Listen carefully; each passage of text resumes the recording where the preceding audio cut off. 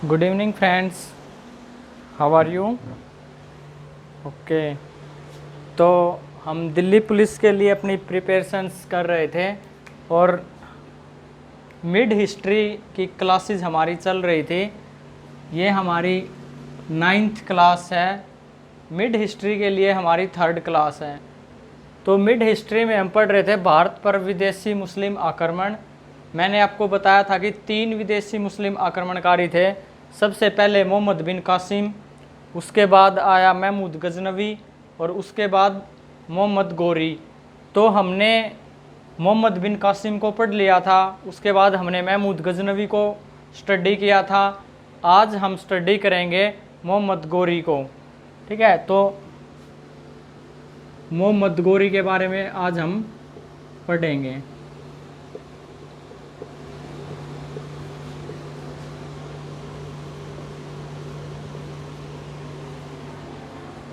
तो देखो क्या हुआ, मैंने आपको बताया था ये अरब और ये क्या था, तुर्की। सबसे पहले मोहम्मद बिन कासिम आया था, वो कहाँ का था, अरब का रहने वाला था। उसके बाद महमूद गजनवी आया था, वो कहाँ का रहने वाला था, तुर्की का रहने वाला था। अब जो तीसरा मोहम्मद गोरी आया वो भी तुर्की का रहने वाला था। तो मोहम्मद गोरी कहाँ का रहने वाला था, तुर्की का। तो 3rd Muslim attacker who attacked on India is Mohammad Ghori. Bharat पर तीसरा विदेशी मुस्लिम आक्रमणकारी कौन था, मोहम्मद गोरी। और तुर्की से आया था, तो 2nd तुर्की attacker who attacked on India. तो दूसरा तुर्की आक्रमणकारी जिसने भारत पर आक्रमण किया कौन था, मोहम्मद गोरी। तो अब हम मोहम्मद गोरी के अटैक्स के बारे में पढ़ेंगे। इन्होंने अपना सबसे फर्स्ट अटैक जो किया, पहला आक्रमण, वो इसने 1175 में किया। 1175 ईस्वी में इसने अपना पहला अटैक किया। कहाँ किया, मुल्तान पर किया। मुल्तान का आज के दिन पाकिस्तान में है। ये जो इंडिया है, पहले ये एरिया भी इंडिया में होता था पाकिस्तान वाला, तो मुल्तान इधर है पाकिस्तान में। तो इसने भी कहाँ अटैक किया, मुल्तान पर। ठीक है, इसका ये फर्स्ट अटैक था मुल्तान पर 1175 में। इसके बाद इसने अपना सेकंड अटैक किया 1178 में। ये दूसरा अटैक इम्पोर्टेंट है। सेकंड अटैक इसने किया 1178 में, कहाँ पर किया, गुजरात में किया।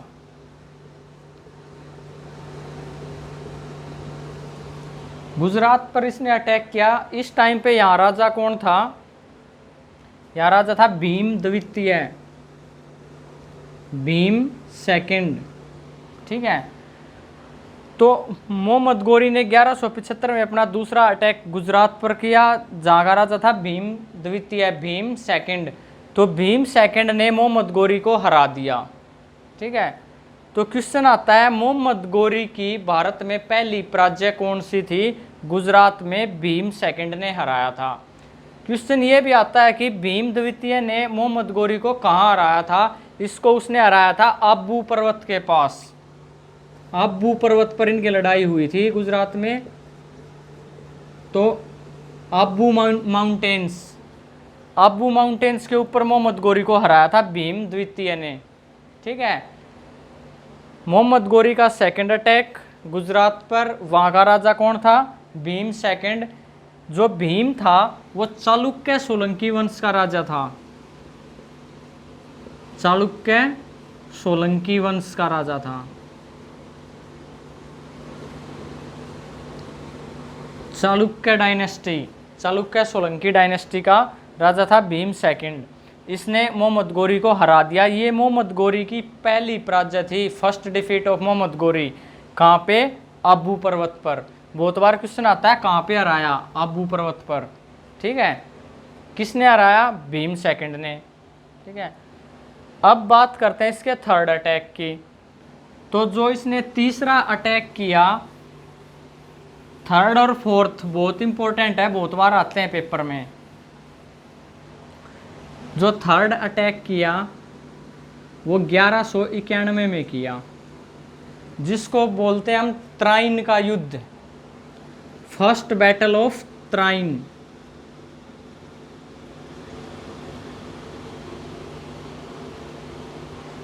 त्राइन की पहली लड़ाई।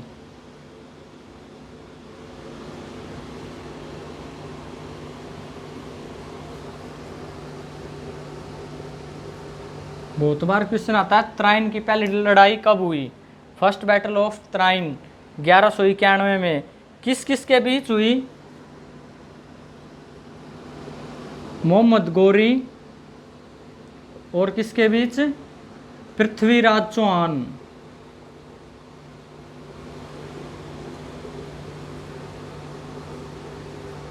पृथ्वीराज चौहान थर्ड, पृथ्वीराज चौहान तृतीय के बीच। त्राइन जो है, त्राइन कहाँ है? त्राइन हरियाणा के करनाल के अंदर है, जिसको आजकल त्रावड़ी के नाम से जानते हैं। त्राइन हरियाणा के अंदर एक जगह है करनाल, करनाल के अंदर त्रावड़ी आज के दिन त्राइन का नाम है। ठीक है, तो फर्स्ट बैटल ऑफ त्राइन किस किस के बीच हुई? मोहम्मद गोरी और पृथ्वीराज चौहान थर्ड के बीच। कब हुई? 1191 में। इसमें क्या हुआ? मोहम्मद गोरी को हरा दिया पृथ्वीराज चौहान ने, यानी कि विजयी कौन हुआ? पृथ्वीराज चौहान। पृथ्वीराज चौहान ने फर्स्ट बैटल ऑफ त्राइन जीत ली। ठीक है, मोहम्मद गोरी को हरा दिया। तो फर्स्ट बैटल ऑफ त्राइन से काफ़ी क्वेश्चन आते हैं। कब हुई? 1191 में हुई। कहाँ हुई? ये तो सबको पता है, त्राइन में हुई। बोलते हैं त्राइन करनाल में है, हरियाणा के त्राइन जगह, जिसको आजकल त्रावड़ी बोलते हैं। किस किस के बीच हुई? पृथ्वीराज चौहान थर्ड और मोहम्मद गोरी के बीच हुई। किसकी जीत हुई? पृथ्वीराज चौहान थर्ड की जीत हुई। ठीक है, तो ये फर्स्ट बैटल ऑफ त्राइन था। अब क्या हुआ? मोहम्मद गोरी इस बात की चिढ़ खा के बैठ गया कि पृथ्वीराज चौहान ने मुझे हरा दिया। अब वो फिर से पृथ्वीराज चौहान पर हमला करने आया दूसरी बार। वो दूसरी बार आया 1192 में, जिसको बोलते हैं हम second battle of Tarain. Tarain की दूसरी लड़ाई। त्राइन की दूसरी लड़ाई कब हुई? 1192 में। किस किस के बीच हुई? मोहम्मद गोरी और पृथ्वीराज चौहान के बीच हुई। अब इसमें क्या हुआ? इसमें मोहम्मद गोरी जीत गया और पृथ्वीराज चौहान हार गया। पृथ्वीराज चौहान थर्ड हार गया, मोहम्मद गोरी जीत गया सेकंड बैटल ऑफ त्राइन में। और second battle of Tarain, Tarain की दूसरी लड़ाई के बाद जैसे ही मोहम्मद गोरी जीता, जीतते ही उसने भारत में तुर्की वंश की स्थापना कर दी।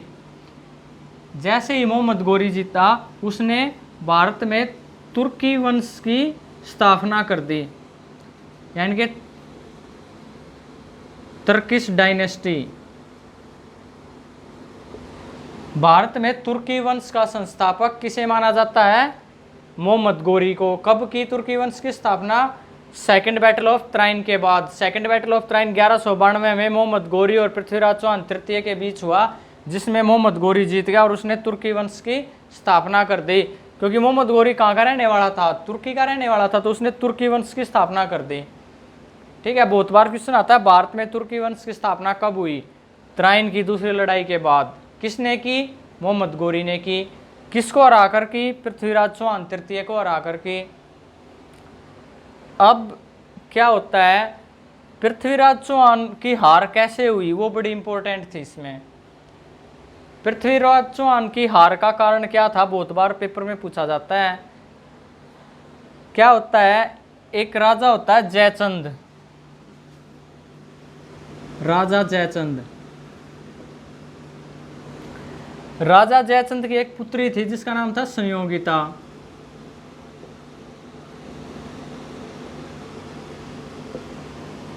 राजा जयचंद था, राठौड़ वंश का राजा था। ये राठौड़ था,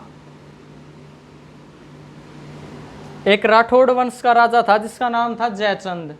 उसकी पुत्री थी संयोगिता। तो पृथ्वीराज चौहान घोड़े पे भ्रमण करने के लिए निकले थे और उसने संयोगिता को देख लिया। उसने संयोगिता को देख लिया उसने संयोगिता को बोला कि मुझे आपसे शादी करनी है। अब संयोगिता ने भी हाँ कर दी कि ठीक है, मुझे आप बताओ कौन हो। उसने पहले उसके बारे में पता किया, पृथ्वीराज चौहान के बारे में। उसे पता चला है तो बहुत वीर राजा है, और उसने हाँ कर दी संयोगिता ने कि ठीक है, मैं आपसे शादी करने के लिए तैयार हूँ। तो पृथ्वीराज चौहान कहता है कि फिर देरी किस बात की है, चलो। संयोगिता बोलती है मेरे पिताजी अपनी शादी के खिलाफ हैं।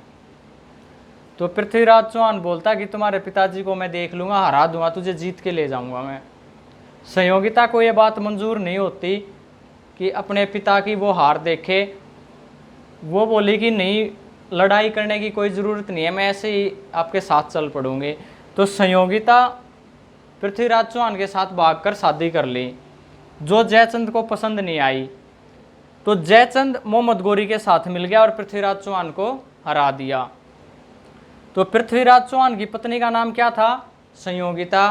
संयोगिता किसकी पुत्री थी? राजा जयचंद की, जो राठौड़ वंश का राजा था। और पृथ्वीराज चौहान की तराइन की दूसरी लड़ाई में हार का मुख्य कारण राजा जयचंद था, जो मोहम्मद गोरी के साथ मिल गया था।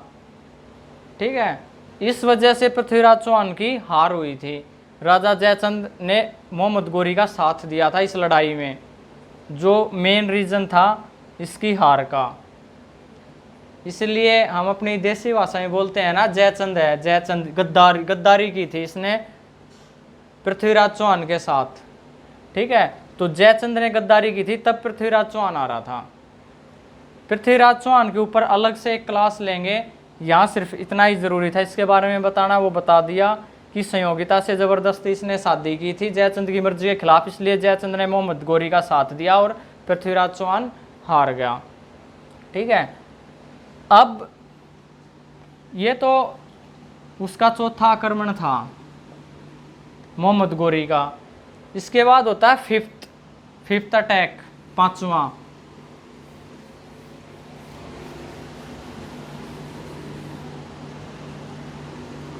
पांचवा अटैक वो करता है 1194 में, जिसको बोलते हैं हम चंदावर का युद्ध। चंदावर का युद्ध, बैटल ऑफ चंदावर। 1194 में चंदावर का युद्ध होता है, यानी कि मोहम्मद गोरी फिर से अटैक करता है। किसके ऊपर करता है? उसने जयचंद के ऊपर ही अटैक कर दिया। ठीक है, जयचंद ने मोहम्मद गोरी का साथ दिया, थोड़े दिन बाद गोरी ने जयचंद पर ही अटैक कर दिया। तो चंदावर का युद्ध किस किस के बीच हुआ? मोहम्मद गोरी और जयचंद के बीच।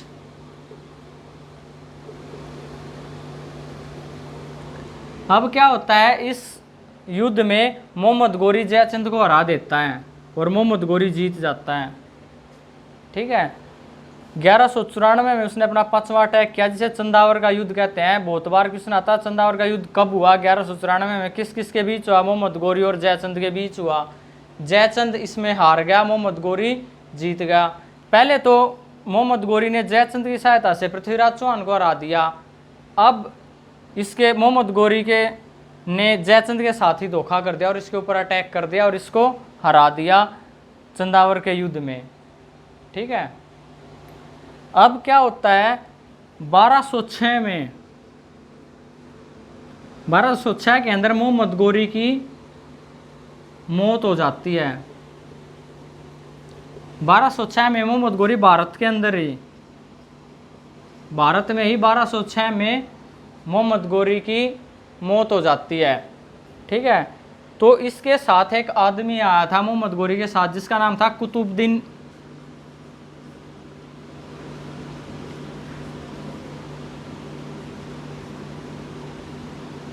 ऐबक।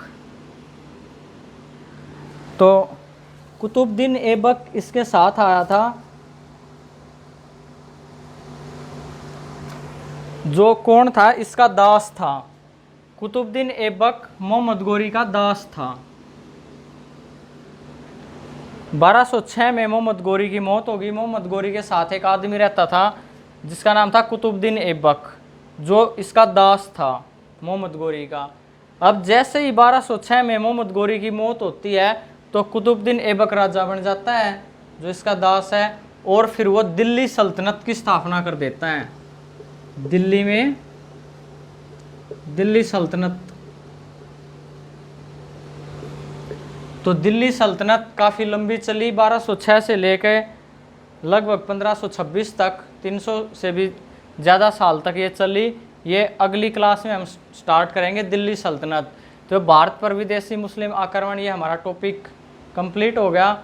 और इसके बाद हम पढ़ेंगे दिल्ली सल्तनत, जो नेक्स्ट क्लास में ये 3 ही अटैकर थे जो इंडिया पे जिन्होंने अटैक किया था। उसके बाद तो इंडिया में ही वो राज करने लगे थे। ठीक है, देखा ना, तुर्की वंश की स्थापना होगी, इंडिया में ही रहने लगे, 1206 में मृत्यु होगी इसकी। गौरी की मृत्यु होते ही कुतुबुद्दीन ऐबक ने अपना साम्राज्य ही खड़ा कर दिया दिल्ली सल्तनत में, दिल्ली सल्तनत के नाम से। अब इनका शासन शुरू हो जाएगा। ठीक है, तो इस क्लास में इतना ही। दिल्ली सल्तनत अगली क्लास में पढ़ेंगे। Thank you.